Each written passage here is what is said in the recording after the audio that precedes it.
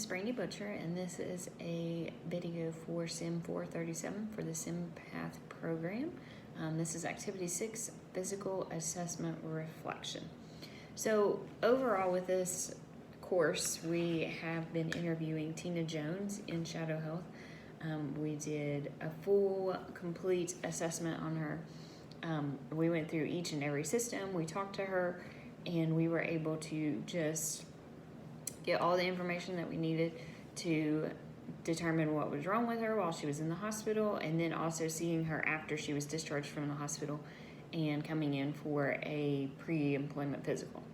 So the things that I felt like were really good were definitely being able to assess a patient in the simulation that was almost as most comparable as doing a real physical assessment as you could get.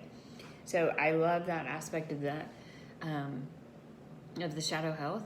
And then also the different concept labs. So being able to hear the auscultation of the lungs and hear the different advent sounds, so like rhonchi or crackles or just regular breath sounds, was amazing. I hear some of those, but it's hard to differentiate between them when you're assessing a real patient. So this gave me time to be able to really hear the difference between each and every one of those. So I felt like that was amazing. And then the heart sounds, also great. I never hear, it's rare that I hear somebody with a defect. A lot of times most patients' hearts all kind of sounds the same. Now I have heard people with a artificial valve and theirs sounds different, but I really liked being able to hear those different sounds, and you could go back to it as many times as you needed to really hone in on those different sounds or the problems in which causes those sounds. And another aha moment that I felt like I had was the testing for the sensation.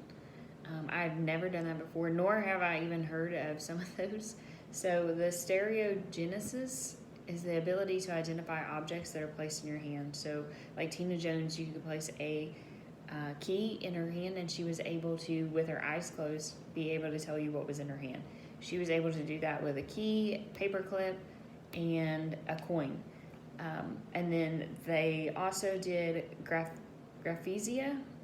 So that was the ability to like write an A on her hand with her eyes closed, and she knew that it was an A. Or they did on the other hand an 8, and she knew that it was a figure 8. So all of those, it says that it helps test for like Alzheimer's or MS, and those things will help to determine if the sensitivity is low. And then the monofilament test, also never heard of it, nor have I ever done it. So I did that on Tina Jones and her feet. She actually had decreased feeling, which she has diabetes, so we all know that diabetes sometimes can cause neuropathy. So on her right foot, she was able to feel it right under her great toe, and she was able to feel it on her heel. And it was just this little thing that we poked her with in certain areas. And on her left foot, she actually wasn't able to feel it anywhere except for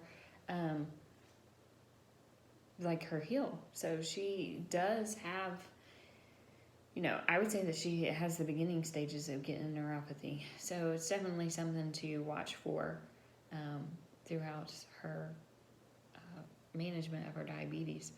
So these are phenomenal tools that I can use to help me when I'm doing my physical assessments. As previously stated, I do work in the ER, so I don't get to do as much of a full body assessment, but I feel like this program has helped me so much to be able to hone in on those skills and to be able to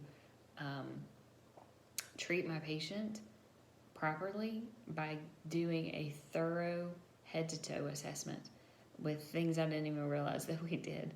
So I am very appreciative and happy to be able to have experienced this in such a way that it will help me grow as a nurse in the future. So thank you so much.